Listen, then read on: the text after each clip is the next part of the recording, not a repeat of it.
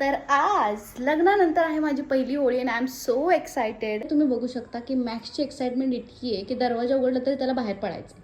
काय साडी वगैरे नेसत बसली नाही, कारण की टू बी व्हेरी ऑनेस्ट मला साडी नेसण्यासाठी खूप जास्त टाईम लागतो आणि मला ऑफिसवरून यायला ऑलरेडी खूप लेट झाला होता. म्हणजे आज होळी आणि इकडे एवढी शांतता आहे ना, असं वाटतं मी चालली.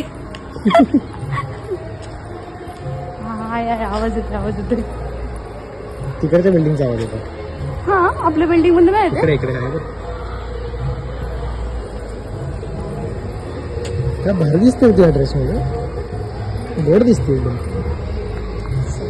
तर एवढ्या सगळ्या एक्साइटमेंटमध्ये मी जेव्हा तिथे पोचले तेव्हा मला समजलं की ह्या सगळ्या प्रोसेस अजूनही सुरू झालेल्या नाही आहेत आणि होळी दहन अजूनही झालं नाही आहे. कारण 8 वाजता होळी दहन होतं आणि आम्ही 8:30 वाजता तिथे पोचलो होतो आणि मला असं वाटलं की आता हे सगळं सुरू झालं असेल आणि कदाचित आम्हाला या प्रोसेस किंवा रिच्युअल्स आम्हाला फॉलो करायला नाहीत मिळणार. बट लक बाय चान्स ही माझी पहिली होळी होती आणि मला सगळ्या रिच्युअल्स बघायला आणि करायला मिळाल्या. सो त्याबद्दल मी खूप खुश होते. नंतर आम्ही सर्वांनी होळीची व्यवस्थित पूजा केली, तिला नारळ, नैवेद्य आणि पाणी अर्पण केलं.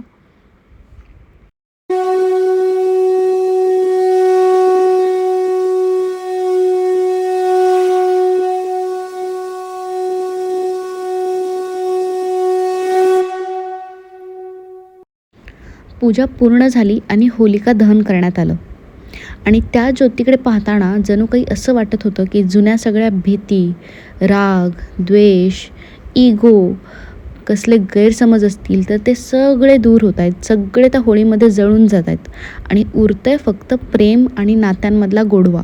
अगदी जशी भक्त प्रल्हादाची भक्ती आणि श्रद्धा जिंकली होती आणि होलिकेचा अहंकार कायमचा नष्ट झाला होता. तर मंडळी, तुमच्या आयुष्यातही प्रेमाचे असेच रंग भरले जावोत आणि तुमचंही नातं या होळीच्या ज्योतीप्रमाणे एकदम सुंदर, उबदार आणि तेजस्वी राहो हीच प्रार्थना. तर आमच्याकडून तुम्हा सर्वांना होळीच्या खूप खूप खूप शुभेच्छा. आणि या होळीला फक्त एकच गोष्ट लक्षात ठेवूयात, जसं आपण रंग हलक्या हाताने लावतो तसंच लोकांच्या मनालाही जपून स्पर्श करूया, प्रेमाने वागूया, आदराने बोलूया आणि खरी होळी म्हणजे नात्यांना जपूया. So that's all for today. Bye.